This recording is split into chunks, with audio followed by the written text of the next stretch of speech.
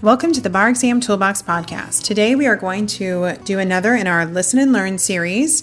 This one is going to be on piercing the corporate veil. Your Bar Exam Toolbox hosts are Alison Monahan and Lee Burgess. That's me. We're here to demystify the bar exam experience so you can study effectively, stay sane, and hopefully pass and move on with your life. We're the co-creators of the Law School Toolbox, the Bar Exam Toolbox, and the career-related website Career Dicta.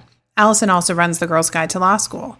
If you enjoyed the show, please leave a review on your favorite listening app and check out our sister podcast, the Law School Toolbox podcast. If you have any questions, don't hesitate to reach out to us. You can reach us via the contact form on barexamtoolbox.com, and we'd love to hear from you. And with that, let's get started.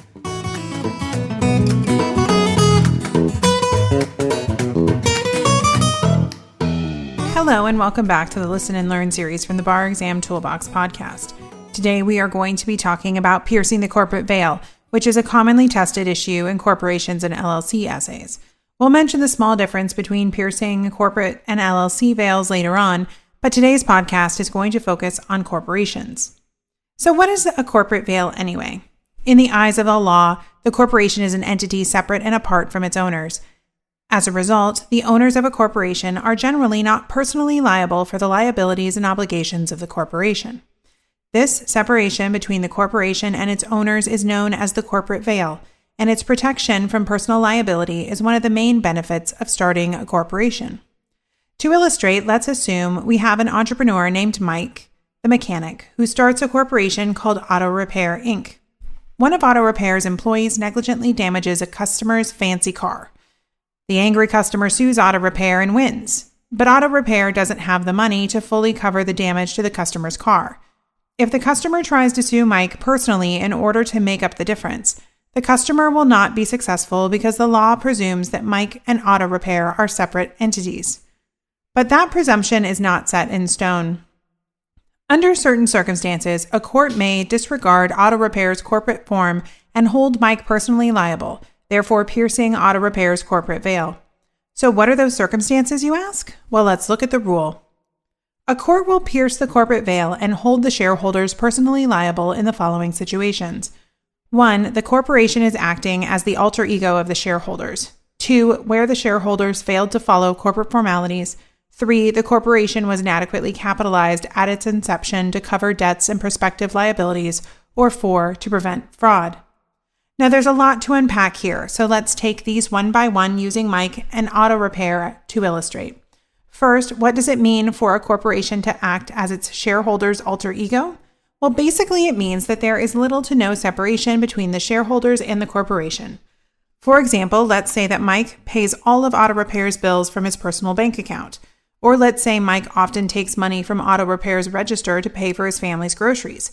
In such circumstances, Mike is treating Auto Repair like an extension of himself, instead of as a separate entity.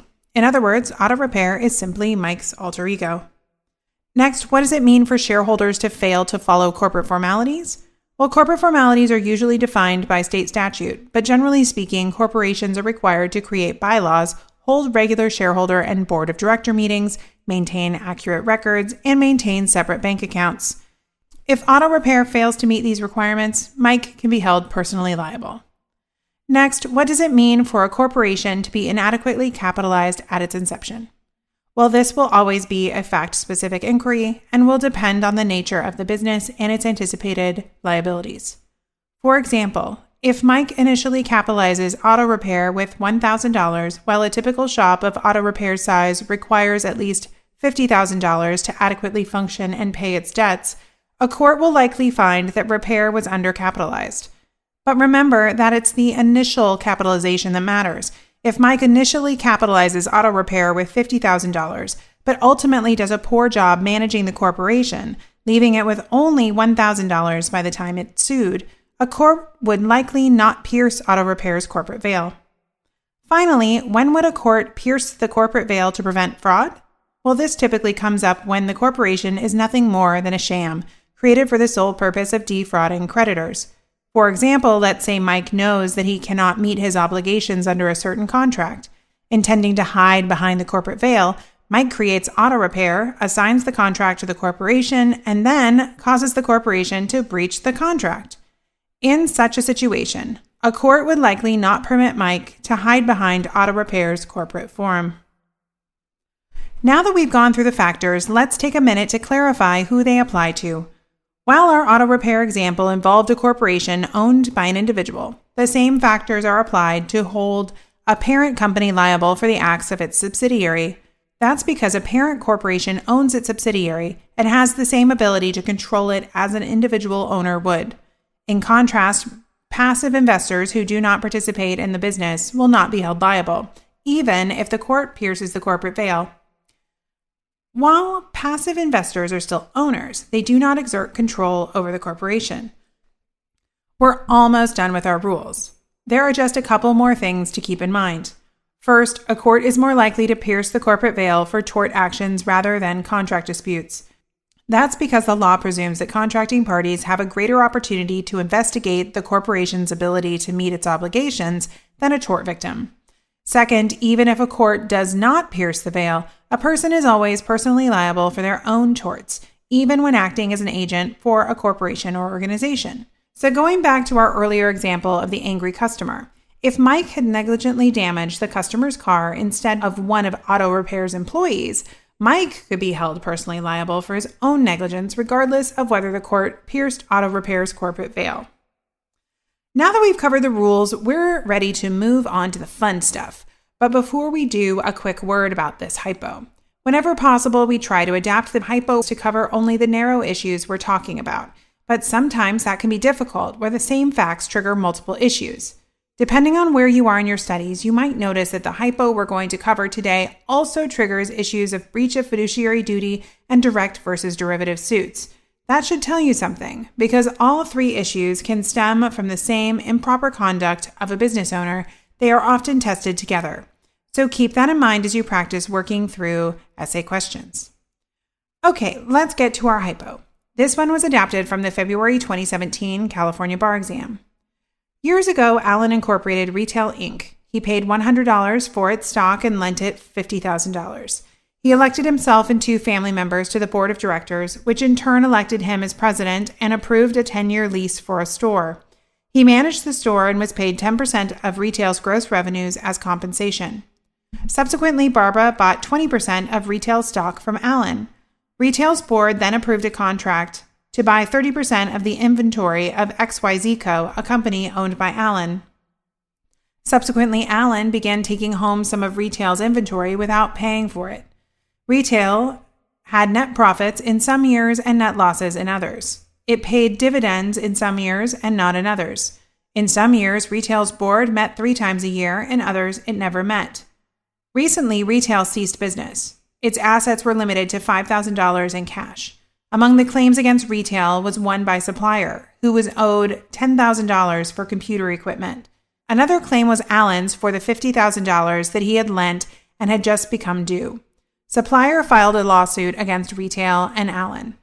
On what legal theories, if any, can supplier reasonably seek to recover against Allen on his claim against Retail? Discuss. Okay, the question specifically asks us about recovering against a shareholder for a claim against the company. Right away, we should be thinking about veil piercing.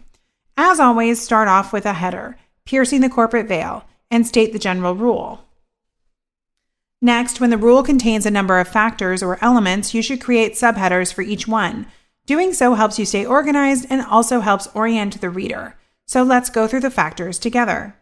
The first factor asks us to consider whether Retail was Allen's alter ego. Well, here we are told that Allen began taking home some of Retail's inventory without paying for it. The facts do not state whether Allen intended to return this inventory or to keep it, but it seems that he failed to keep Retail's assets separate from his own, so this would weigh in favor of piercing Retail's corporate veil. The second factor asks us to consider whether Retail's shareholders failed to observe corporate formalities. Here we are told that in some years, Retail's board met 3 times a year, in others, it never met. We know that a board is required to hold regular meetings, so at a minimum, the board is not observing corporate formalities every year. This, too, would weigh in favor of piercing the corporate veil. The third factor asks us to consider whether the corporation was inadequately capitalized at its inception to cover debts and prospective liabilities. Here we know that Allen started retail by paying $100 for its stock and lending it $50,000. There's no indication that retail was a high-risk business, and it appears that this initial capitalization was sufficient for at least a few years of operations. This includes years in which the corporation had net profits, by which definition means it was able to meet its liabilities during those years. Remember that it's only the initial capitalization that matters, so the fact that Allen's management decisions likely contributed to retail's lack of capital later on is irrelevant to the piercing analysis. Based on what we know, it doesn't seem like retail was undercapitalized. The fourth factor asks us to consider whether the court should pierce the corporate veil to prevent fraud. Here, there is no indication that Allen created retail to defraud his creditors, so this factor weighs against piercing. All told, we have 2 factors weighing in favor of piercing and 2 weighing against, so you could go either way. But given that supplier's claim is a contract claim, and there is no clear evidence of a lack of separateness between Allen and retail, a court would likely not pierce the corporate veil under these circumstances. We hope that you found this hypo a helpful example of how to work through veil piercing issues. But before we finish up, we just need to quickly circle back to the difference between piercing corporate and LLC veils. The general rule is the same with one small distinction. The failure to observe formalities is not a ground for piercing the LLC veil. Now, if you ever need to know California law, it's important to note that this difference is a little narrower. Specifically, California law provides that failure to hold meetings of members or managers, or the failure to observe formalities for such meetings, may not be considered a factor in piercing the LLC veil unless the LLC's articles of organization or operating agreement expressly require the holdings of such meetings. So that's it. Other than that one distinction in California, you should approach veil piercing questions the same way whether you're dealing with corporations or LLCs.